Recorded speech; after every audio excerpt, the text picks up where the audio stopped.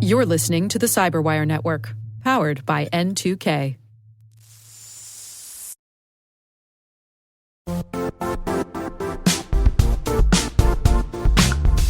Don't struggle to align your organization's cybersecurity with business risk.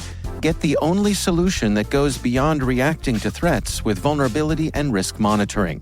You need the next evolution of MDR, and only Critical Start delivers it. Critical Start doesn't just monitor and respond to threats. They put you in control by detecting suspicious activities, quickly responding to contain threats, and identifying your most critical assets and protecting them against vulnerabilities and exposures. With continuous visibility, expert guidance, and measurable risk reduction, Critical Start has redefined what it means to manage cyber risk. Demonstrate provable security maturity to your leadership while positioning your program to achieve the greatest risk reduction per dollar spent. Stop fearing risk and start managing it with Critical Start. Visit criticalstart.com and request a demo today. That's criticalstart.com.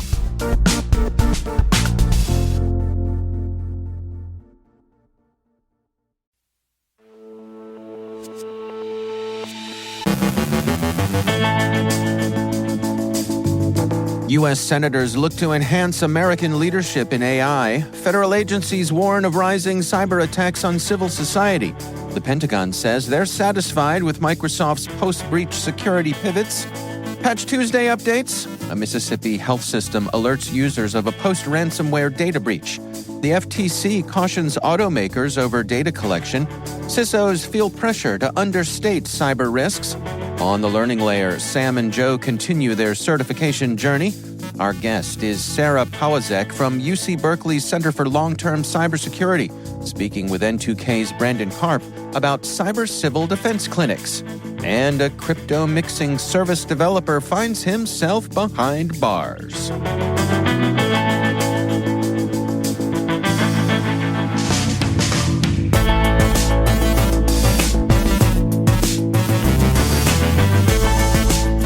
It's Wednesday, May 15th, 2024. I'm Dave Bittner, and this is your CyberWire Intel Briefing.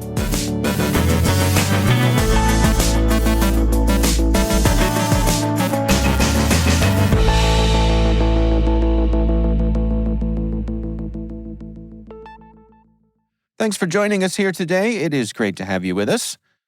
A bipartisan group of U.S. senators has introduced a legislative plan focused on enhancing American leadership in artificial intelligence, proposing $32 billion annually by 2026 for government and private sector research and development, while advocating for a federal data privacy law and anti-deepfake measures in election campaigns. The plan largely delegates the responsibility of regulating AI, including its potential to cause job loss, health and financial discrimination, and copyright issues, to congressional committees and agencies. The initiative, led by Senate Leader Chuck Schumer, along with Senators Mike Rounds, Todd Young, and Martin Heinrich, follows a year-long tour gathering insights on generative AI technologies. The proposed legislative approach emphasizes incremental bills rather than comprehensive packages, reflecting the rapid evolution of AI and a preference for fostering innovation over stringent regulation. U.S. cybersecurity agencies, including the FBI, CISA, and DHS, have issued a warning that Russia, China, Iran, and North Korea are increasingly targeting civil society organizations such as NGOs, think tanks, human rights activists, and journalists worldwide. These organizations are considered high-threat targets due to their role in promoting democratic values and often have inadequate cybersecurity defenses. The advisory, supported by cybersecurity insights from multiple countries, identifies specific state-backed groups engaging in intimidation, harassment, and surveillance by installing spyware for more extensive tracking and data access. The advisory suggests that these civil society entities typically lack the necessary resources to fend off sophisticated cyber threats and calls for enhanced cybersecurity measures and support to protect these vital institutions. Pentagon CIO John Sherman expressed satisfaction with Microsoft's security adjustments following a significant data breach in early 2023 that exposed the personal details of over 20,000 people. In a recent interview at the GeoInt Symposium, Sherman commended Microsoft for conducting a thorough after-action review and making necessary procedural changes to prevent future breaches. He emphasized the ongoing partnership with Microsoft in addressing the incident, which involved sensitive information from various Defense Department components, including U.S. Special Operations Command. Despite the corrective measures, Sherman noted that the full details of the affected DoD entities and the original cause of the data spill remain undisclosed. Microsoft has patched 61 new security vulnerabilities, including 2 zero-day exploits as part of its latest Patch Tuesday update. One of these 0 days, discovered by Kaspersky, could allow attackers to gain system privileges and has been observed in conjunction with malware like Quackbot. The second 0 day potentially allows hackers to bypass OLE mitigations in Microsoft 365 and execute arbitrary code. Additional vulnerabilities addressed include those in Windows Mobile Broadband Driver, Windows RRAS, and others affecting various Microsoft and Adobe software, with potential impacts ranging from remote code execution to privilege escalation and information disclosure. Adobe has released a security update fixing 35 vulnerabilities across several products, including Adobe Acrobat and Reader, Illustrator, Substance 3D Painter and Designer, Aero, Animate, FrameMaker, and Dreamweaver. The update corrects 9 critical vulnerabilities in Acrobat and Reader that could enable code execution attacks. Other products affected include Illustrator with 2 critical flaws, Substance 3D Painter with critical code execution and memory leak issues, and critical vulnerabilities in Aero, Animate, FrameMaker, and Dreamweaver. Adobe emphasizes the importance of updating these applications to prevent potential exploits, although no current exploits are known. And CISA has issued advisories on 4 industrial control systems vulnerabilities affecting hardware from Rockwell Automation, Subnet, Johnson Controls, and Mitsubishi Electric. These vulnerabilities, located in systems critical to infrastructure sectors like manufacturing and energy, could allow attackers to execute code remotely or escalate privileges. CISA's alert includes detailed information on the nature of the vulnerabilities and the recommended updates or mitigations. Mississippi's Singing River Health System has begun notifying approximately 900,000 individuals that their personal information was compromised during a ransomware attack in August 2023. The breach, first noticed on August 16th, allowed unauthorized access to data, including names, addresses, social security numbers, and medical information. Initially, SRHS reported to the Maine Attorney General's office that 252,890 individuals were affected. This number was later revised to just over 895,000 individuals. SRHS is now sending notification letters offering 12 months of free credit monitoring and providing guidance on protecting against identity theft. The healthcare provider has also enhanced security measures and employee training to prevent future breaches. The Federal Trade Commission has issued a warning to auto manufacturers about their practices of collecting and sharing sensitive car data, such as geolocation information, with advertisers. Highlighting the potential illegalities of such practices, the FTC's recent blog post stresses the importance of protecting consumer data and adhering to privacy laws. The blog post references recent enforcement actions and settlements involving the misuse of geolocation data, indicating a focused regulatory scrutiny on the auto industry's data privacy practices. The FTC underscores the need for companies to ensure that collected data is used solely for legitimate purposes and advocates for data minimization to protect consumer privacy. This warning follows a period of increased legislative pressure on the agency to address privacy violations by automakers. A survey from Trend Micro reveals senior cybersecurity professionals report feeling pressured by their boards to understate cyber risks, with 79% experiencing such pressure. This credibility gap makes it challenging for chief information security officers to secure necessary funding for enhancing cyber resilience. Many board members view cybersecurity concerns as repetitive or overly negative, leading to dismissal of the risks. About half of the CISOs feel their C-suite does not fully understand the cyber threats, and many believe only a major breach could change this perception. To bridge this gap, it's suggested that CISOs frame cybersecurity issues in terms of business value and involve themselves more in strategic decision-making, thereby enhancing their credibility and influence within the organization.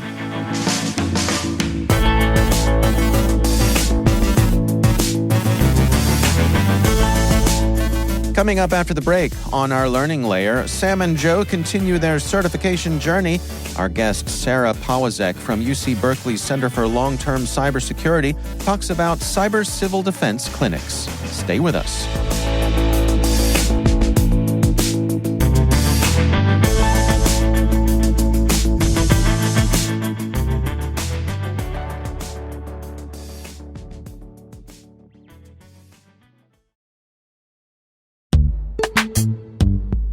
Every day, your IAM tech debt grows. Your multi-generational services struggle to work together. Building an identity fabric can fix this. It makes all your identity tooling stronger and allows you to connect any app to any service you want to use, with zero coding, zero maintenance, and zero app downtime. Strata's identity orchestration platform separates the identity logic from your applications, so you can optimize existing IAM tools and manage them in a single control plane. Now, every vendor, standard, and architecture work together.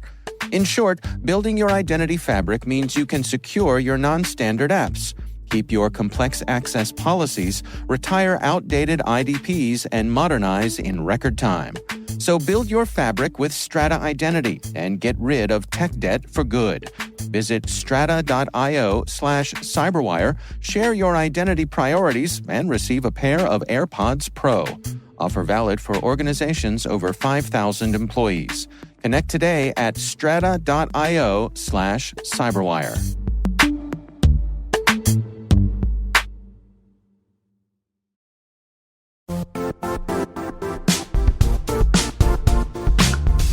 The IT world used to be simpler. You only had to secure and manage environments that you controlled. Then came new technologies and new ways to work. Now, employees, apps, and networks are everywhere. This means poor visibility, security gaps, and added risk. That's why Cloudflare created the first-ever connectivity cloud. Visit cloudflare.com to protect your business everywhere you do business.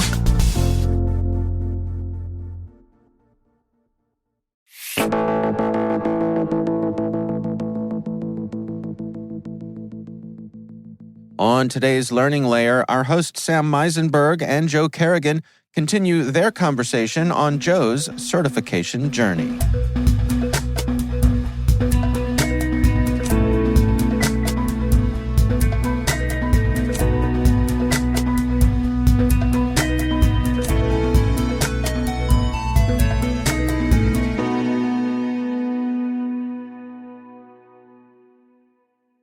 Welcome back to another Learning Layer segment. We are continuing our discussion with Joe Kerrigan as he gets ready for his CISSP exam. Joe, this is a special edition. I mean, the whole conversation with you is a special edition, but today's a special within the special edition because we're halfway through your studies and we're going to talk about the midterm exam that's part of your N2K course. Yes. So let's flip the script a little bit. Okay. You are a studier. I am. You are getting ready. Before you start the midterm, you have a couple questions for me. So I do. Go ahead. So first off, I'm looking at this. It's qualified as a review quiz, and I'm supposed to allocate like 90 minutes. So this is a time commitment. Yep. I need about an hour and a half of undisturbed time to sit down and take this. But before that, there's also a midterm exam day test strategy video. Yes. It's like an hour long. Yes. I'm going to watch this video. Yes. But if somebody else were taking this, would you recommend they watch the video? Or, I mean, what's going to be covered in this video? So I will answer your question and I'll give some context. This is one of the videos you definitely need to watch. And I'm not just saying that because I am the person presenting in the video. I am saying that because it is important. So let me back up. So first of all, the midterm exam is called a, quote, midterm because it's only on domains 1 through 4. So a lot of people maybe get a score that they're not expecting. What I always say is like, it's okay. It's half the material, right? And again, it's just more data about yourself. But the strategy and the skill that you're trying to build now in the midterm is actually sitting down and concentrating and taking a bit of a longer assessment. Because up until now, you've been doing quizzes that are, 10 questions, 15 questions, right? Or even if you're using... Quickly. Yep, exactly. Yep. Even if you're using the question bank, they're probably shorter quizzes. We need to build that like ability to sit there and focus and concentrate, which I know you can do when you're going through material, but answering questions is exhausting, right? So we're trying to build that skill. Now, once you start watching the video, you will hear me explain that we're going to do 2 things. We are going to talk about how to eliminate answer choices. So that's basically one of the test day strategies. Ideally, you know the right answer right off the bat. You can even try to predict the right answer, which is another strategy that we talk about in the video. But for those that are like, you're between 2 answer choices or you don't know which one is right, we talk about basically common traps and frameworks that the test makers write that will sort of point you in the right direction to the right answer. Things like that is what we'll talk about. And then we talk about those skills because we basically want you to practice those skills in the midterm. Now, after you take the midterm, the second half of the video, the test day strategy video, is basically talking about going through questions themselves and breaking down questions from the midterm.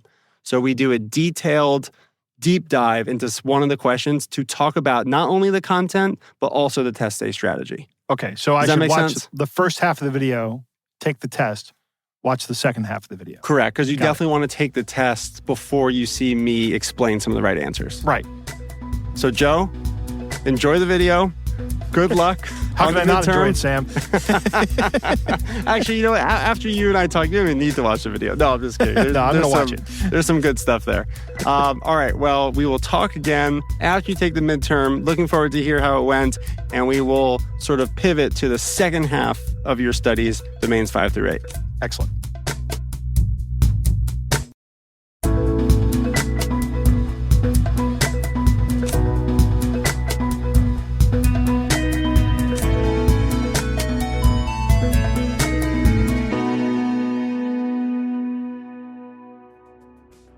That's N2K's Sam Meisenberg and my Hacking Humans co-host, Joe Kerrigan.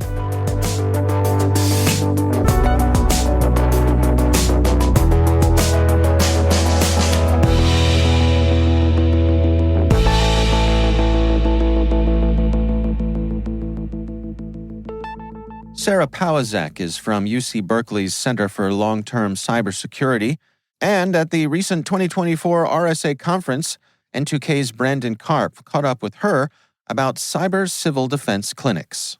Here's their conversation. I am here with Sarah Powazek from UC Berkeley, and she is here working on some critical civil cyber defense initiatives from UC Berkeley. Sarah, thank you for joining us. Yeah, thanks for having me. So we were talking a little bit before we started recording on the work you're doing through UC Berkeley. Can you just walk us through your role and the vision and activities that you're working on? Yeah, I'd love to. I'm really fortunate to be the program director of public interest cybersecurity at the UC Berkeley Center for Long-Term Cybersecurity. We go by CLTC for short. And we are mainly focused on trying to help organizations that are under-resourced but are providing critical public services to their communities, trying to help them bolster their cyber defenses in several different ways, both through direct services and through research. So I'd love to dig in a little bit, but I'll say one of our major programs is the Cyber Clinics program, which uses students and is sort of a dual purpose, cyber workforce training program and cyber civil defense initiative working to help under-resourced organizations. Yeah, this model that you were sharing about of kind of taking the model from the medical field where they have these community clinics where doctors or nurses can volunteer their time to support. It gets the doctors and nurses important entry-level experience, but also provides tangible value to the community. I love this model, especially lately we're hearing issues in cyber talent, but specifically on the hiring side. A lot of folks are looking for a lot of experience. So can you walk us through this model, how it works, who the practitioners are that you're working with, and then who the customers are for the clinics? Whenever people tell me that they've never heard of cyber clinics before, which is actually pretty frequent, I say you probably have, you just haven't heard it called a cyber clinic before, because everybody's heard of these med school clinics or law school clinics where, as a part of their training, students will get real-world experience and are expected to offer their services for free for community folks in need. It instills this sense of public service, but it just hasn't been applied to cybersecurity in the same sense. So about 4 or 5 years ago, a handful of higher education institutions thought, I see a lot of similar problems between the medical sector and the cybersecurity sector. We have all these community-based organizations, we like to call them. We have nonprofits like food banks, like refugee assistance organizations and legal organizations. We have cities that are providing essential services to constituents. We have small utilities like wastewater and electric co-ops. And we have municipalities, cities, hospitals. There's just a huge collection of organizations, and they really don't meet the threshold for national security protection. So the federal government is busy trying to take care of the largest threats to our nation. No one's really thinking about the community model. And so cyber clinics are really there to perpetuate the model of clinical teaching, to give students that hands-on experience, and to give local organizations opportunity to receive services for free and give them the first couple steps. So I'll go a little bit more into the program. A lot of them actually don't have prerequisites. So imagine you're taking a class at a university. Maybe you're a political science major. Maybe you're a journalism major. Maybe you're a human rights major. That's actually one we see at Berkeley pretty frequently. You'd sign up for this course, and the first half of the course, at least at Berkeley, you'd learn everything there is to know about the cybersecurity hygiene basics. So we talk about multi-factor authentication. We talk about patching schedules. We talk about secure communications. And the students really learn a suite of tools that they can use to teach a client organization. Then they'll join groups. They'll get matched to a local organization. At Berkeley, we focus on nonprofits at risk of politically motivated cyber attack. Okay. So we work with folks like LGBTQ advocacy organizations, with refugee assistance organizations, with folks prosecuting war crimes, typically organizations that might be targeted by governments. So students will be really focused on encryption and secure communications and multi-factor authentication, those types of things. They'll be matched to an organization. They'll work with them for up to 6 weeks, meeting every week, asking them questions about what their setup is, what their budget is, how much leeway they have at work to be able to do their job, how many people they have supporting their IT team. Okay. Sometimes, in best case, they have one full-time staff, right? Worst case, yeah. There's like 3 or 4 folks who are each doing a piece of it, right? Right. Because they all have their day jobs. They're all trying to do the work of these important nonprofits. And by the end of it, the students will present a report to them. It'll include a small threat briefing of the biggest threats that they think that organization will face. And it'll prioritize, 1 to 5 recommendations that the students think are achievable for that organization. And that's really the key here, is that folks in these under-resourced organizations oftentimes don't know where to start. Mm-hmm. They're not going to pick up the NIST cybersecurity framework and be able to absorb that and know what they're supposed to do first. And so that's really what these students are doing. They're helping them prioritize and get a head start. And hopefully that will be just the beginning of their cybersecurity journey.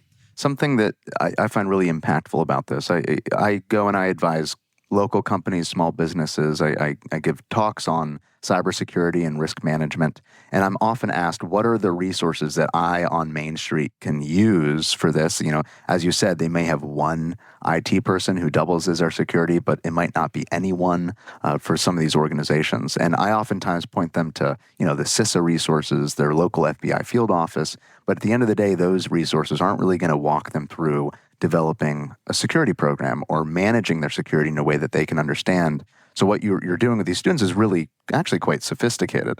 Can you maybe walk us through the impact that these clinics are having, both on the student, the workforce and talent side, building talent, getting talent into the community from non-standard backgrounds perhaps, as well as the impact on the services side, the organizations that you're helping? Yeah, I'll start with the workforce side. So I think one of the great things that Clinic does, and it really dovetails with the National Cybersecurity Workforce and Education Strategy coming out of the White House ONCD, it's really focusing on keeping pathways open for different types of students to get into cybersecurity. So there are a lot of great programs that are focused on getting students who are in computer science and computer science adjacent majors into the cybersecurity field, into entry-level jobs. And those are really important. What we also need to keep in mind is that one of the best parts of the cybersecurity field is that we have folks with very different backgrounds all participating in the field, Right. thinking about this in different ways. You and I talked earlier about, you wanted to be an English major. I'm a political science major. The liberal arts and humanities actually provide really critical skills to our field. And something that cyber clinics do really well is include those students in the process and provide them a teaching experience and a way to learn cybersecurity that is accessible from where they're coming from, right? They're not going to think of taking a network security class in college, even if that school offers one, which many do not, which is a whole nother problem, right? Yeah. This is somewhere where they can come, where they can learn about cybersecurity, where they can apply their mission-driven orientation. You might have students who care a lot about cities, and they're in MIT's Urban Studies and Planning department. Sure. They join MIT's clinic, which is actually housed in that department. And you get a lot of folks who are interested in city planning and city design, who care a lot about city safety, into cybersecurity. And they would not have seen that path if not for a program that lets them connect their desire to protect their community to cybersecurity. And cybersecurity is the tool there and not, the overarching program. So I think that that's a really important career opportunity that we keep open for students. I think that's something that clinics do really well. We're working on expanding clinics to community colleges, to HBCUs and HSIs, to communities that might not have access to these sorts of opportunities and that may come from non-traditional backgrounds. This is really a program that's meant to be accessible to almost anyone in school. Fantastic. Yeah, the impact sounds like it's outsized. Sticking with talent for a moment, how do employers view this program? Are they looking to hire practitioners out of this program? Is that something that you've seen? That's something we're excited about exploring. I will say the Consortium of Cybersecurity Clinics is a group of over 15 institutes of higher education across the country that have all come together. We're all running different flavors of these clinic programs. And we're starting to think about how can we feed these programs into other programs? How can we get students internships? How can we keep them in the volunteering core throughout their professional careers as well and integrate sort of pro bono volunteering as a part of their lifetime careers like it is in the legal career. So I think that's something we're really excited about. And I'll give a shout out to Google. They've made an incredible investment in the cyber clinics programs. They are funding the creation of 10 brand new clinics across the country. So we are growing, rapidly with the number of clinics that are popping up across the country. And I think we're in talks with them and with other private organizations about, do you have an internship program? How do you feel about having this hands-on training? And, what we're hearing most often is they see things like clinics akin to internships, right? And there aren't that many internships available, but there are lots of clinics popping up, and it gives students that same ability to get hands-on training and help them get just that first entry-level position. Yeah, that's incredibly important. And we know that we need that more and more. We see the job recs that have, mandatory times in, multiple years. Yeah, 3 to 5 years. Right, for entry-level roles. And so getting this type of hands-on experience matters. The other thing that I'm struck by is you sharing this model of the legal profession. One of the goals of this company, N2K and N2K CyberWire, is to turn cybersecurity from an industry and turn it into a profession. And we often use the legal profession as kind of a model for us, either the financial profession or legal profession. And the fact that there is pro bono work that's included in that there is an aspect of giving back and service to the community that is really important to the professional identity. So right now you're talking to the audience of security practitioners, right? Everyone from senior folks at the White House to CISOs at Fortune 500 companies, all the way to entry-level analysts right now. What support would you ask for from this audience? Yeah, 2 things. I think the number one thing we could use right now is help spreading the word. These are really incredible programs. They've been running for a number of years, and not many people know about them. And the more folks that know about them, the greater chance we have of starting up as many clinics as possible. One of our goals at the consortium is having a clinic in every state by 2030. Okay. We are well on our way to that goal. Seems doable. Yeah, it's a lofty goal. It's our moonshot. But I think It's really important to have geographic diversity in cybersecurity. We're really passionate about building local trust networks, right? The federal government is really good at many things. They're not going to be able to answer the call for every municipality in the country. It's not sustainable. And frankly, local organizations are going to reach out to someone nearby them, someone that they've built a trust relationship with them. And educational institutions are actually really important pieces of that puzzle. They're a part of that local trust group. They're often connected with local officials. So we think empowering educational institutions to be hubs of cyber defense is in the long run going to help build our national resilience to lower level cyber attacks like ransomware. So to the audience listening, if you know your alma mater, if you volunteer your local community college, every single institute of higher education is a candidate for a cyber clinic in some way, shape, or form. You could be a small class of 5 students a semester. You could be a student club. You could be a years-long program with several courses. All of them are clinics. It's a very flexible model. And so I'd encourage you to think about how to get involved and how to encourage your local educational institution to participate. Yeah, wonderful. And we will definitely have links in the show notes to so folks can learn more. Now, you do have an event coming up. Yes, we do. In just a few weeks. So I want to give you an opportunity to talk about that. Thanks so much. I'm really excited to talk about this too. So we're hosting for the second time the Cyber Civil Defense Summit. It's going to be on June 13th in Washington, D.C. at the Spy Museum. So we've got a great venue. It's incredible. We publish the podcast, right? Spycast. So. I can't speak enough about the Spy Museum and how beautiful it is and how excited we're hosting there. Yeah.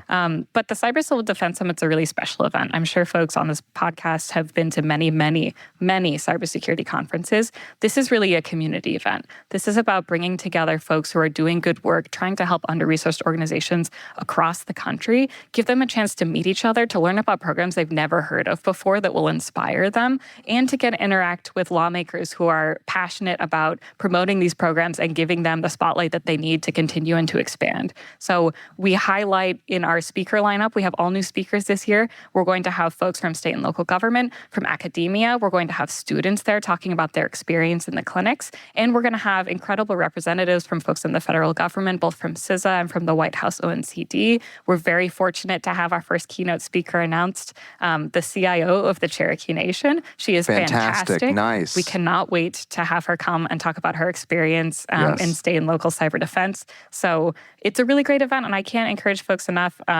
You get to meet really big names in a very small space, and that's a rare thing in Washington, D.C.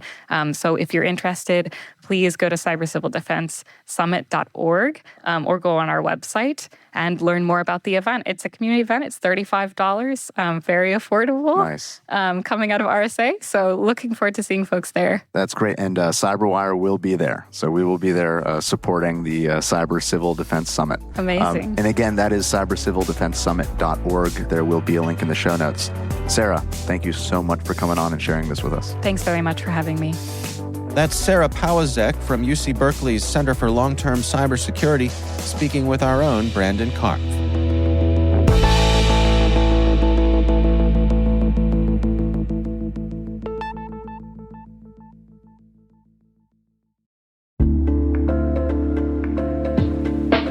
Are lengthy security reviews pulling attention away from your security program?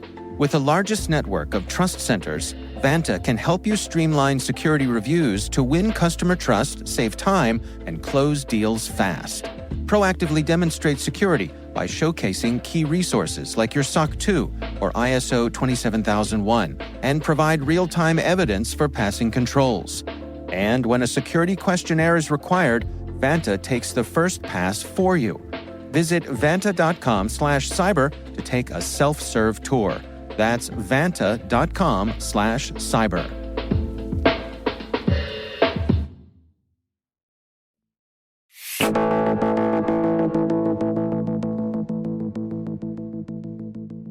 And finally, the developer behind Tornado Cash, a cryptocurrency mixing service, has been handed a prison sentence of over 5 years. His crime? Crafting a digital laundromat that washed a whopping $2.2 billion worth of ether through its pools, making dirty money sparkle with anonymity.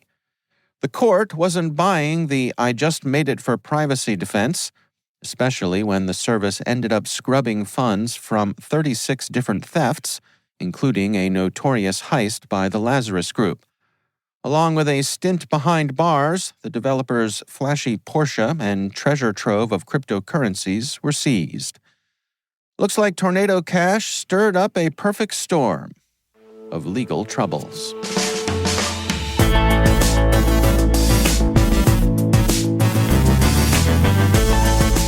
And that's the CyberWire.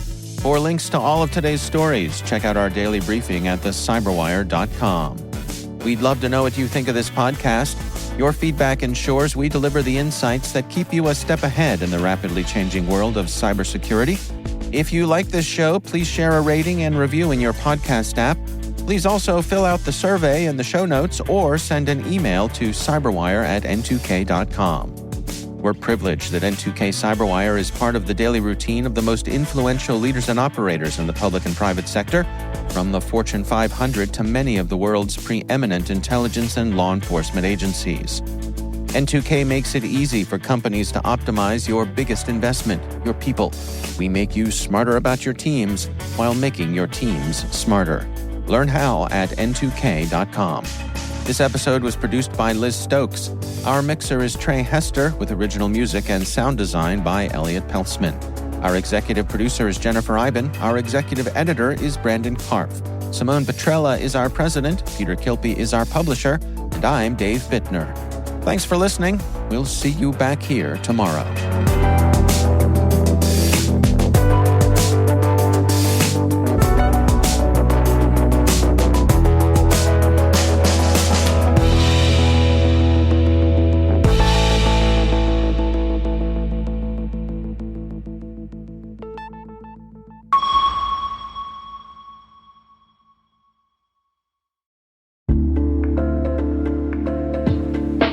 Hi, everybody. It's Maria Varmazes here, your host over at T-Minus Space Daily, and sometimes a guest on Hacking Humans, too. We here at N2K CyberWire work hard to bring you concise, intelligence-driven news and commentary, and we'd like to know how we're doing. Please take a few minutes to complete our audience survey and share your feedback to help us continue to grow and meet your needs. Visit cyberwire.com/survey. That's cyberwire.com/survey to get started. Thanks so much for your input as we reach for the stars. It means the universe to us.